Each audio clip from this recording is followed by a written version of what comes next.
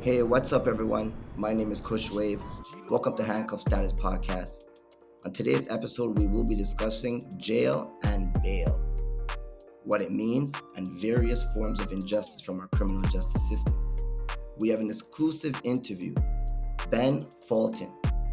He is a blind crime-fighting advocate promoting justice, fairness, and equality. He will be sharing his experience and story with us. Let's get right into it.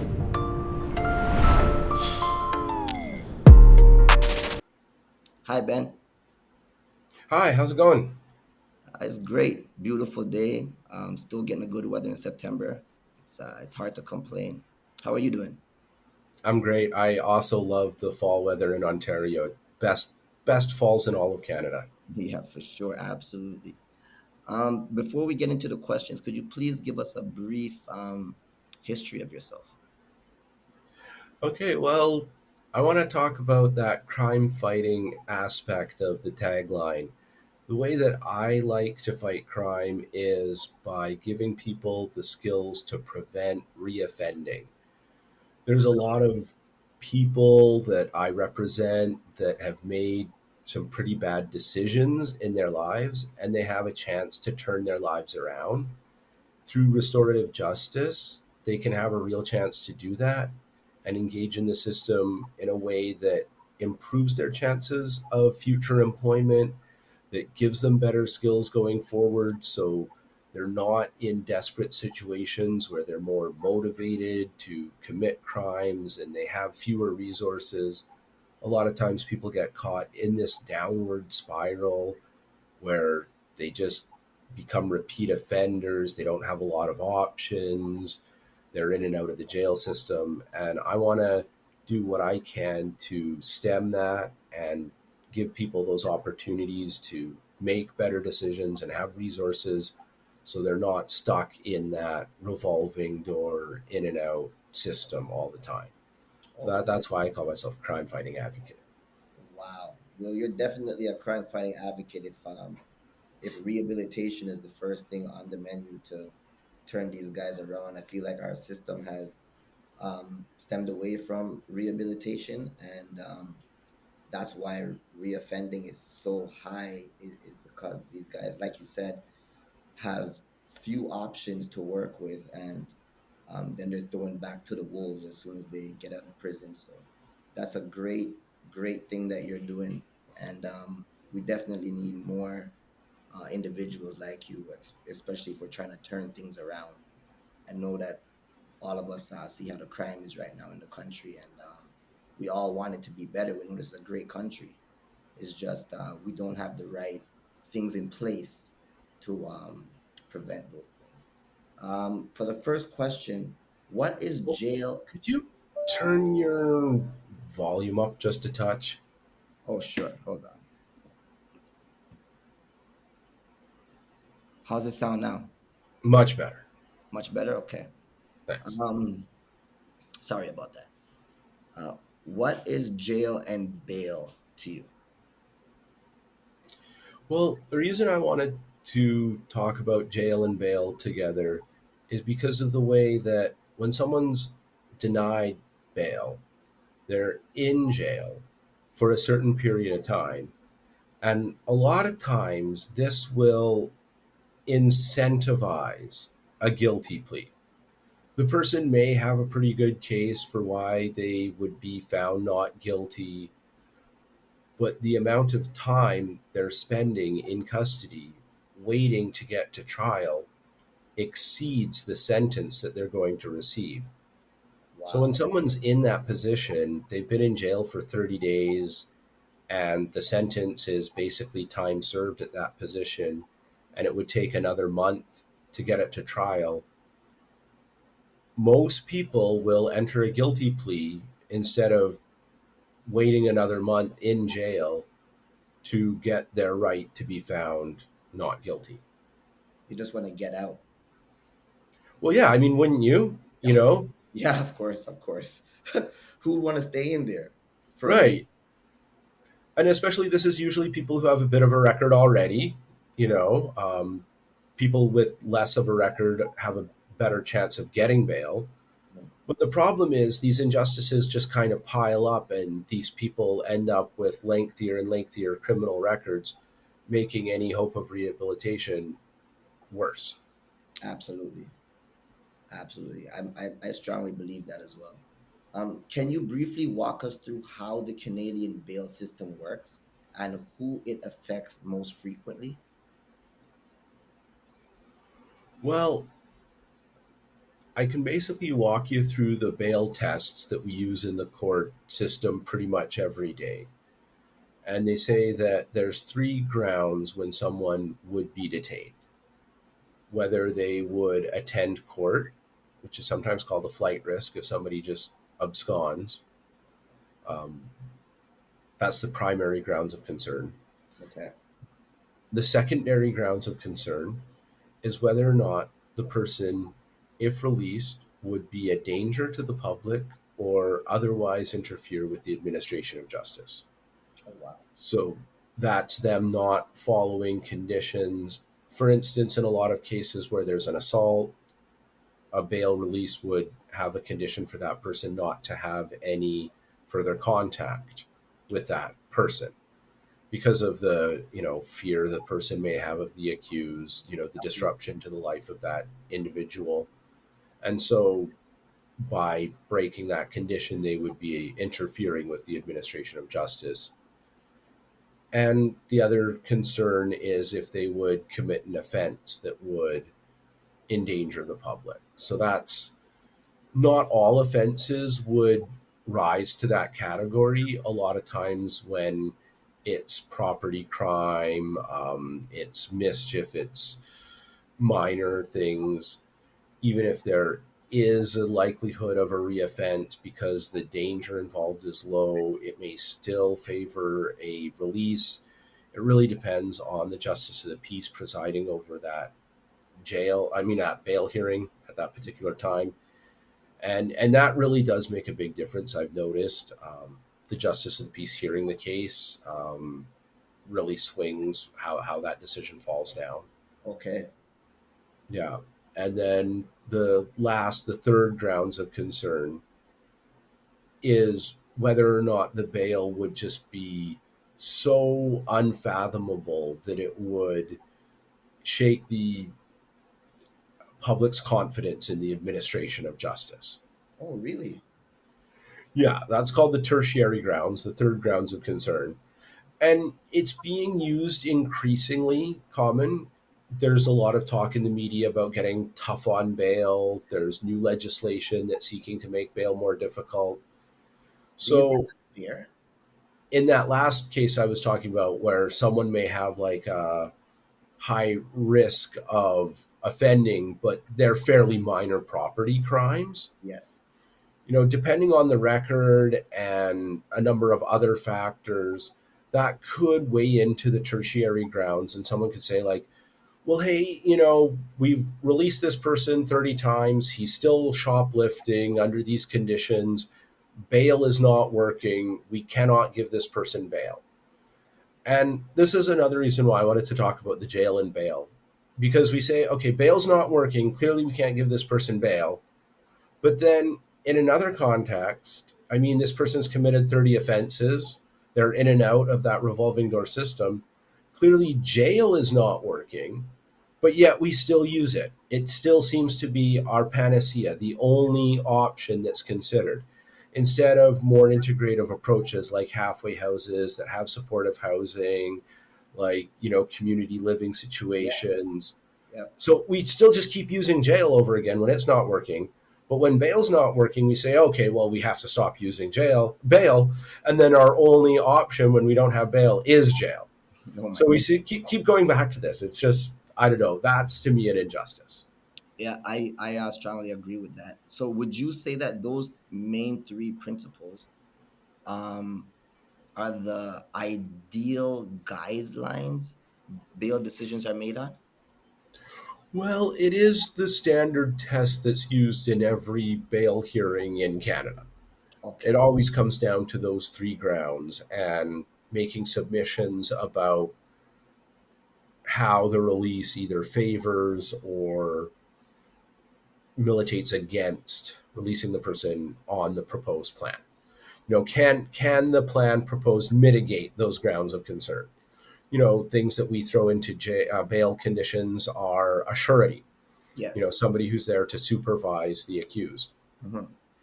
And to just break that down for your listeners, because sometimes people don't know what a surety is. Even the term itself sounds a little alien. Surety, what is that? Um, and so where it comes from is you're assuring the court, you're giving them assurance that the person, the accused, will not commit an offense, will not interfere with the administration of justice. So sometimes it's called the person's jailer in the community, which I Okay. think is a really good descriptive when the Crown's talking about whether or not a person is suitable or not. Before I have the bail hearing, I talk to the person and I say, you're expected to be the jailer in the community. You have to be tough as nails. And if you're not tough as nails, the Crown can make arguments that you won't be able to do a good job and the bail will not succeed. All right. Okay. Um, that's very good that you explained that, because you're right. A lot of people do not know how the surety system works. There's concerns that Canada's bail system disproportionately affects marginalized groups, particularly Indigenous and Black communities. What's your experience with this issue? Um, well, I would say yes. I would say primarily it has to do with the higher rates of charging. Hmm. Um, the truth is, Black and Indigenous people get charged at much higher rates, so they're taken before justice of the peace more frequently. Yes. And so, just that alone, that experience alone, makes them more subject to the bail system. Uh, we do have, a section 493 of the criminal code that allows justice of the peace to give some consideration to racialized individuals if they are Black or Indigenous, and that helps the situation a bit. But I still see bail being denied a lot. Okay. Um, in one case, I was representing a Black individual and looking at the bail plan that he could propose. Unfortunately, there was a breach with his previous surety, so that surety wasn't a viable option. And we were going over, what plan we could put forward. So we came up with a plan, and I said, well, this may not be the best chance. You may be like a snowflake in hell. And he said to me, and I'll remember this, I was born a Black man. I was born with a snowflake's chance in hell. And I was just, aware of how much he had gone through in the system at this point. And it was really a shame because, like, even what he was being charged with, it was in some kind of a situation where he was on the TTC and he had a stroller with his kids and he was like pushing the stroller out and he like let go of the stroller because he had like another kid he had to like go back and get out of the subway, and there's not a lot of time, he's rushing around, and somebody saw the stroller like coasting and they like called him in for not proper care and attention. And he was explaining like, I was looking after my kids, I've got this one, I've got that one, yeah, like, it might have looked a little weird, but like, is that a crime? Yeah, it's not a crime. It shouldn't be. Well, it shouldn't. I mean, it's not like you left the child there and ran away. You turned your back to get the other child. So Yeah, I yeah, mean, exactly. either way now, it's like if you left the other child to stay with this child, it's the same charge you're gonna get, right? So I mean, it's a thin line here. Um, Well, I it feel it just shows like how the system really goes against anybody who doesn't have the resources. Like if you were able to afford Ubers all the time, okay, that'd be different. But when you don't have those kinds of resources, you find yourself trying to marshal, 3 kids and bags of stuff, on the TTC, which is difficult, right? Yeah, yeah, it is. Have you observed judges becoming more risk adverse over time in bail hearings? If so, why might that be happening? Well, there is recent legislation and a few changes that have come out of recent decisions. One is RV Sargent, that takes away the ladder principle from reverse onus hearings. There's still a lot of debate in that, but Mhm. I guess I should back that up and explain to people the ladder principle. Yes. So, the basic release is just your own promise to pay. You just sign a piece of paper saying that you'll show up to court, and if you don't, you might have to pay a sum of money to the court for non-attendance. And that's a basic bail release. Yeah, that's just your own recognizance, the Okay. the default position. All right. Now, up from that is, whether the person might have a surety or not.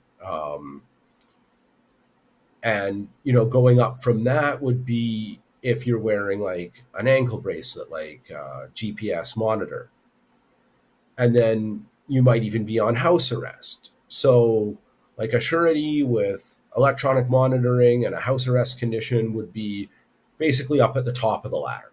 Oh wow. Okay, so that's like the highest point. Like that's like red zone, let's say. Yeah, yeah. I mean, sometimes we've seen plans with 2 or 3 sureties. I mean, I've seen one plan where the 3 sureties, between the 3 of them, would provide 24/7 surveillance. Oh wow. Like, not only was the person under house arrest, but there was actually somebody in the house at all times with that individual.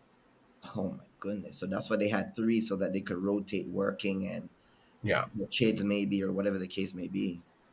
yeah. So that was definitely red zone. That was very serious charges, and a very difficult bail to make. Okay, okay. Um, what are the long-term consequences of this plea to get out phenomenon for individuals and the justice system? No, sorry, what was that? The like what are the long-term consequences of this plea to get out phenomenon for individuals and the justice system? Okay, so yeah, kind of I was mentioning before, the long term consequences are these increasingly long records Okay. that then make it more difficult for sentencing. Let me explain by way of example. About 2 years ago, I started representing one individual. Um, she had a bit of a record and was up on charges for breaching terms of probation by having contact with her former intimate partner. There was like a no contact order, and then there was a breach of that, and then there were more assault charges on that. Oh wow. Now, getting bail for her in the first place was very difficult. The Crown was seeking her detention, and I proposed a plan that involved electronic monitoring, but there was no surety to supervise it. Uh, the Justice of the Peace did order her release. However, when he did so, he did not make electronic monitoring a part of her release plan. He didn't say that was a necessary condition, but he further made an error in law and said that he couldn't order a release plan that involved electronic monitoring without a surety, which is not correct. That's Um, that's not correct. no, no. The Crown objected, and they brought a bail review to cancel the bail. In early communications with the Crown, I conceded that the electronic monitoring could be ordered, and if that was the issue, we could order the electronic monitoring. I'd agree to the bail variation. We didn't have to go back to court. Unfortunately, the Crown wanted to cancel the bail. They just felt she shouldn't be released at all. Oh my goodness. So I had to get on my robes and go to Superior Court now for a Crown initiated bail review, fighting to, keep her out of custody. Mhm. At that situation, she was released, again with electronic monitoring and house arrest. Yeah, that's good. And she did well on her bail, and we came to sentencing, and the sentencing was a community sentence order. So she went from wearing the ankle bracelet at home as part of her bail conditions to that being her sentence in the community. That's great. That's great for her. Yeah, Nice. yeah, that was a good result. And then she was really doing a good job, turning her life around, doing good, doing volunteer work, actually getting some paid work. And then, she ended up she ended up in another relationship with somebody else, and the two of them got into a fight, and other people called police. And it was really a weird situation. You couldn't tell who started the fight. You couldn't tell who was the aggressor. You couldn't tell whether this was consensual or not. And so, really, the Crown had no case as I saw it. Now, this is where the whole long record comes into play. Oh wow, yes, you're right. Because if this was just an assault, just a fight with two people, and she had no previous record, there would be no issues with the bail. You're But right. because of the lengthy record, they were now arguing against her bail again on the fresh charges. Were they Even trying to though, label her like a chronic offender? well, okay, so she had a bit of a record, and then she had a good gap in her record, trying to clean her act up. And then she got into a relationship, a toxic relationship, and there were a lot of charges as a result. And she got herself out of that situation. Like I said, that first the those charge when she first became my client, when she was up on those charges, that was the relationship she needed to leave and get herself away from. Hmm. So she did that and was making good on that. And then, she was in a new relationship moving forward. I mean, there are problems, right? This is the thing, is that we're dealing with not perfect people, and she's rehabilitating, she's working on this, she's doing a lot of self-work, but it's not a straight line linear trajectory. People have relapses, people have issues. Absolutely. And the other lady that we know nothing about could be just as bad. And to right? to tell you the truth, I can tell you, in the bail package, they both had the same number of firearm interest checks. So Oh, whenever there's a call like that was made to the police, that they do a check, and that gets recorded in the system. And they both had 10 on their file.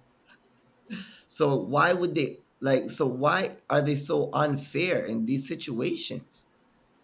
Well, they want to find someone to blame. They want to find an aggressor. They want to have a traditional trial in a traditional way, and put one person away. Conviction rate. Yeah. Oh my goodness. And so, even though she'd done good on her bail, even though she'd done good on her community sentence order, because there was these new charges, they fought against her bail. So I fought for her bail, and she was released. Great.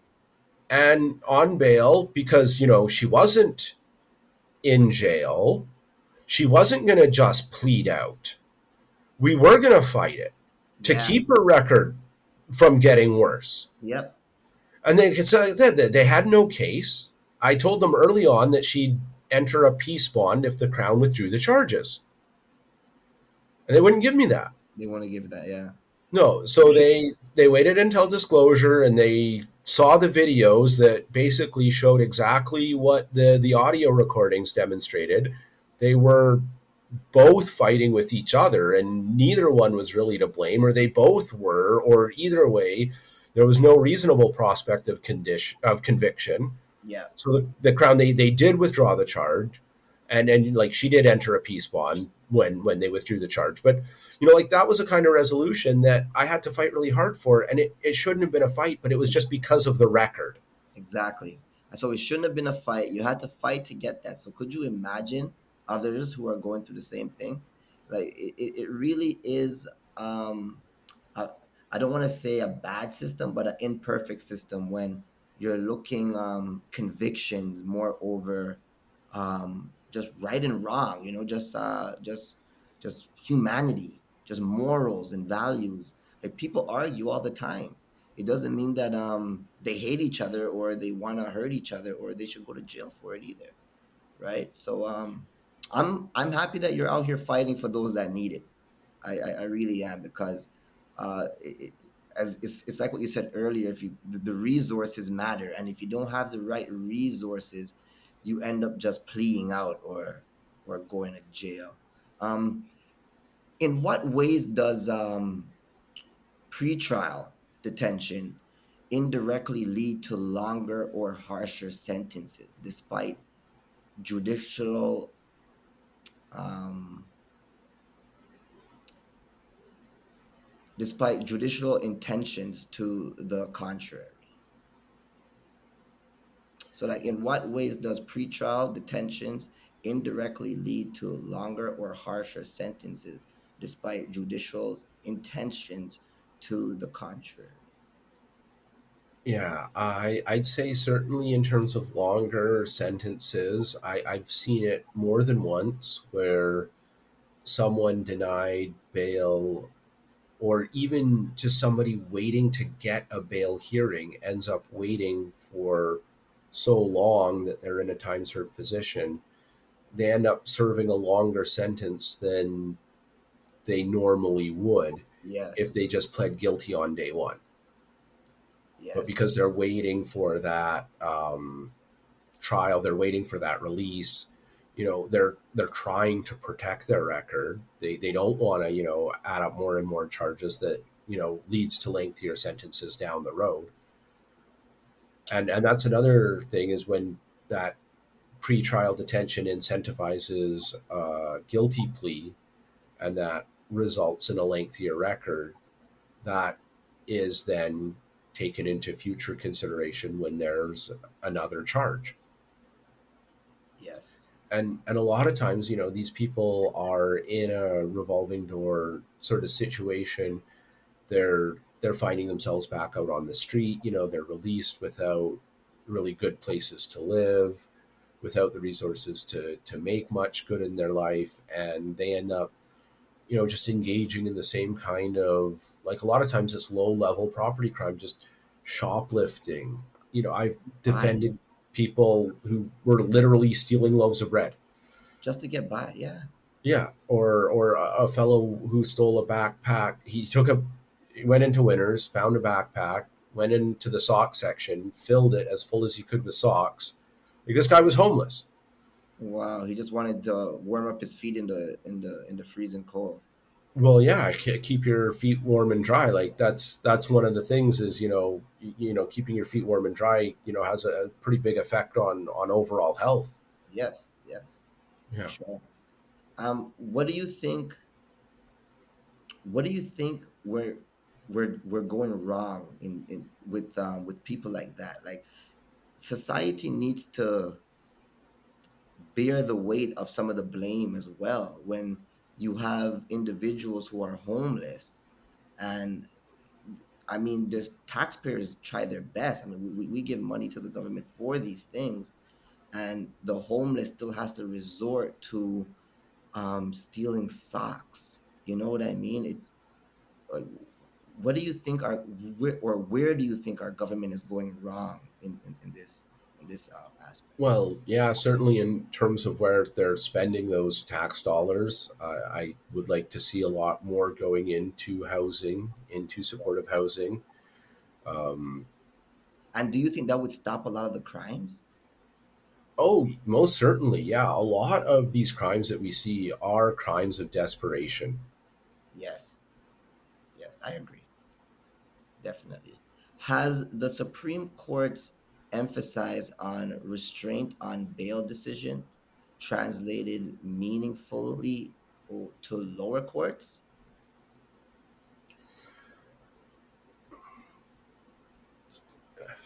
In some cases, yes, and in some cases, no. As I was saying, it really depends on the justice of the peace who's presiding. Okay, yes. There's cases like Antic and Zora that talk about restraint and the principles of restraint, but then there's cases like RV Sargent that say that the reverse onus. So again, to explain to the listeners, For most people, the onus, the burden is on the crown to determine why you should be detained.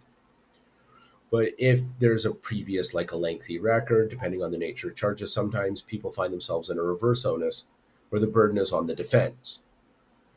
And this case of RV Sargent is trying to say that if that's the case, if the burden is on the defense, then they have to propose the most onerous bail, and they can't like go down the ladder. Um, so if I was in a bail hearing in a reverse onus and the justice of the peace was using that more recent case of RV Sargent, it would kind of go against that principle of restraint and would require me to, propose like a higher rung on the ladder than I might otherwise be able to Okay. propose. Yes. Yes. You'd have to go to a different extent. Yeah. Um, do you see Bill C-48, 2023 bill, which tightens bail for violent repeat offenders as a needed reform or a political response to rare events? More the latter, political response. The thing is, it has happened where people on bail have committed horrible acts. Yes. Um, what is the totality of the bail program, the bail system in Canada? It's not perfect. I mean, and I've heard this not only, I've observed this myself and heard it from a court clerk as well. We both were sharing stories at a New Year's Eve party for the courts, and the simple fact is, we see time and time again bail being granted where it shouldn't be granted, and bail being denied when it should be granted. And it really just depends on the justice of the peace. Some justice of the peaces will lean towards detaining people even in situations where they should be released. And in other cases, bail plans that are not good bail plans will be approved. And I've seen that as problematic as well. Not because I think people should stay in jail, but because I think we need to be doing more to address these ongoing problems and just expecting people to get Change. by on the middle. Yeah. Yeah. No, you're absolutely right. It's a childish notion to just think that, okay, well, you got them in trouble. Well, they're in trouble. They did time. They'll just change. Obviously, there was a problem for them to get to where they got in the first place that was never dealt with. So I don't know, putting them in a situation where it's even worse than probably what they were living in before is not going to make their mental any better. Yeah, it's not rehabilitative. It is just punishment and more punishment. And Hmm. and at a certain point it goes beyond punishment and it just becomes hollow vengeance. That's how it seems. It just seems like it's just hollow vengeance. There's nothing really. There's no substance. There's like nothing. Like there's no plan. There's no plan except for time. Time is the plan. Yeah, and that's again why I go to the restorative justice. We need other solutions instead of the trial being the only solution, instead of jail being the only solution. Situations where, like you were saying, the community takes more responsibility for what's going on.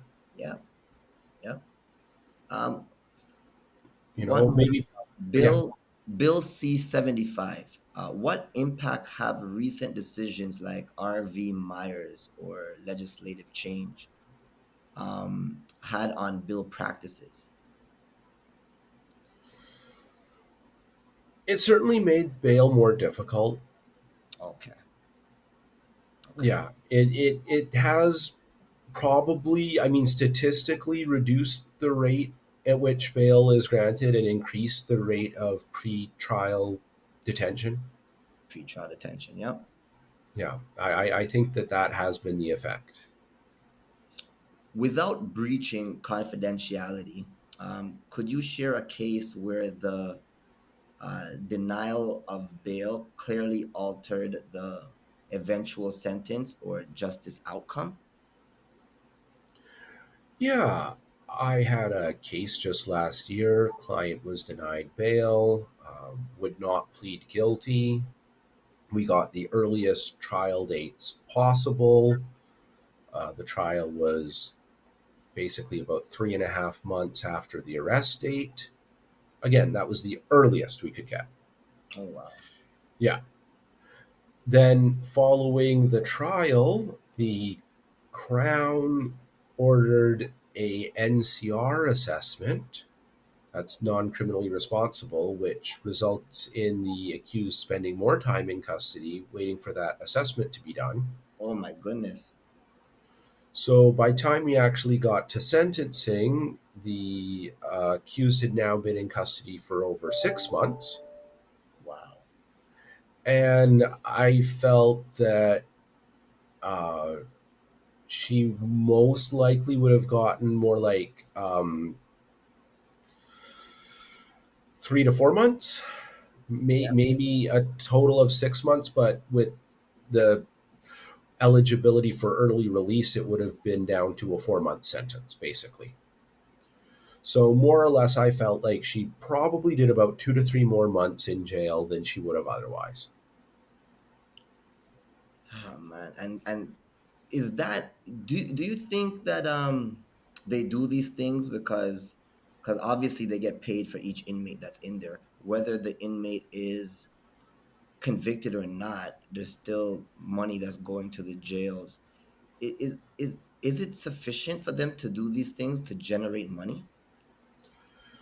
Well, it's interesting. So, certainly the jails do get paid for the inmates. The decisions on bail and all of that are really more up to the Crown. So, the Mm, Crown's not like directly benefiting as much. I mean, it is an overall like prison system that benefits the few who benefit at the yeah, expense of a lot of people. many, yes. Um, the motivations are a little different, though. Like, I can't say that, the Crown who was presiding over this bail was, thinking about the money that the jail gets directly or anything like that. It's just that their attitude is that bail needs to be denied. It's like a harsh, kind of tough on crime kind of attitude.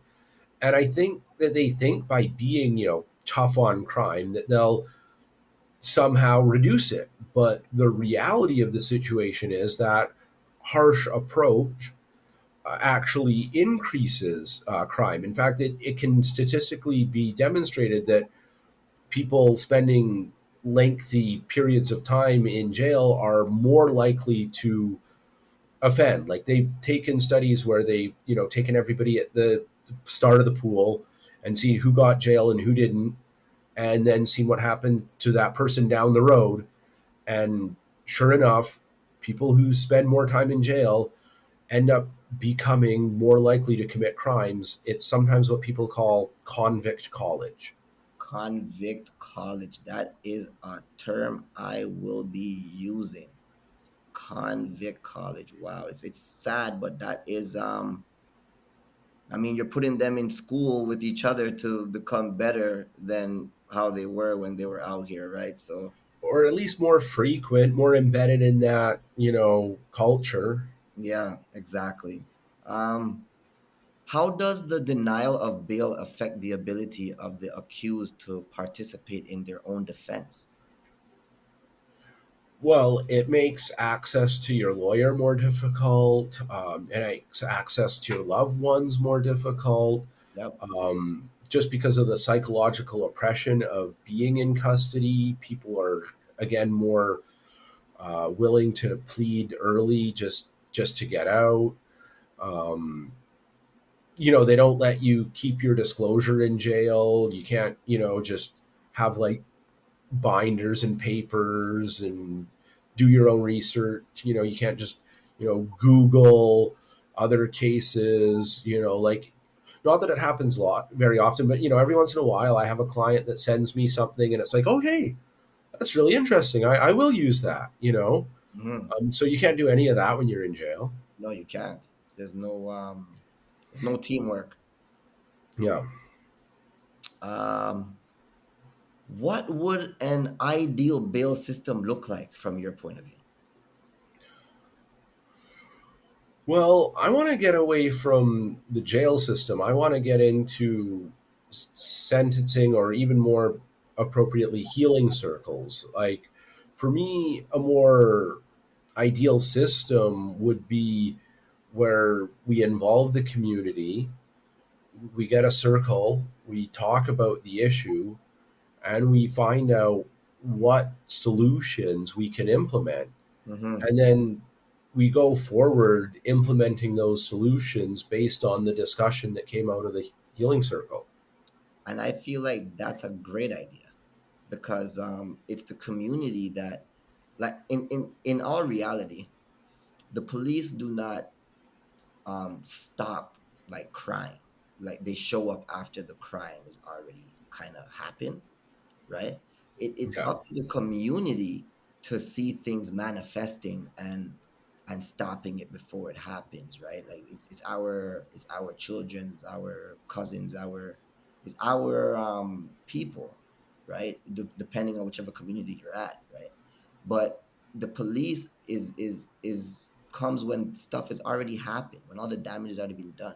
Then they investigate, and like you said, they lock up whoever they seem fit, and look for a conviction, right?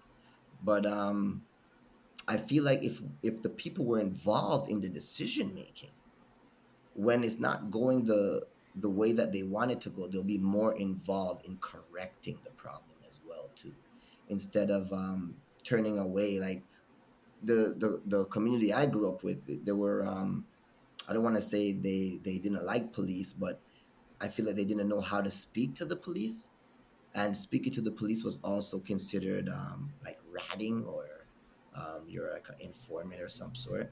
So the negativity around it already pushes the division between the police and the community. But if we were to set up a system where the community is involved, like what you were saying, making the decisions, that would really be a good outcome. Yeah, I understand. Myself come from, more marginalized neighborhoods, not the most affluent. And there certainly is a lot of, distrust of the police just because of the realities of people being charged and, like at more rates. A fight that might happen in a more affluent neighborhood might not, get the same kind of attention, and then in the less affluent neighborhoods it results in charges, and then results in sentences, and so there was a lot of distrust of the police. Yeah, absolutely. Okay, I know we're pushing time, but I have one more question I gotta ask you before we get out. Do you think the public perception and media narratives about catch and release impact our bail system today? Well, it's interesting. People use catch and release, I think, sometimes to refer to the bail system. It sort of also refers to the jail system when you think about it. We can't keep people in jail for ever on minor charges. The sentencing just doesn't allow for that, and I don't think it should allow for it either. True. Uh, so this is kind of my point why I was trying to draw the similarities between jail and bail and how they relate, because people say, oh, the bail system's just a catch and release. Well, and it's not working. Okay, so, well, the jail system's just a catch and release system. It's not working either. Let's True. try to look at a solution that isn't just deciding whether this person's going to be behind bars. Let's look at solutions where we're providing housing. We don't have enough halfway houses, like No, we don't. supportive housing where people can go pre-conviction, and or as a diversion. Even somebody could basically not even be or could be charged but not convicted. They wouldn't have to go to trial. Maybe the solution is more housing. And even just to maybe leave one note with the viewers here, some of the housing we do have, like the Restorative Justice Housing in Mississauga, a great organization. Unfortunately, they're losing a lot of their units because of recent zoning changes. Oh, So really? even the bit of housing that we have that is supportive and rehabilitative and making strides in that direction is now being eroded. So Oh, I think we need to focus on housing. I think we need to focus on these interim solutions, and we need to start thinking about jail as a last resort. And we last shouldn't be putting people there just as our default position, because it currently is just the default. Oh, we'll just lock them up. just lock them up. Yeah, it's not working. You're absolutely right. Is there anything that you would like to say before we wrap it up? Well, no, it's been a pleasure being on the show. I hope that it's been informative for the listeners. You can find my website at www.benlaw.ca. Get a hold of me there. And other than that, just have a great day. Awesome, Ben. For sure, there was a lot of information. Very interesting conversation. Even I learned a lot, and I took corrections in school. So, thank you for coming out and giving us this insight. We would like to thank Ben for sharing his story with us today. For all those incarcerated, remember freedom is a must. Free all the lifers. Shout out Private Spaceship. And don't forget to subscribe and follow at Handcuff Status. We're on all major platforms. If you have any questions or suggestions, please hit us up. And never forget our mission. We're trying to break the chains of injustice.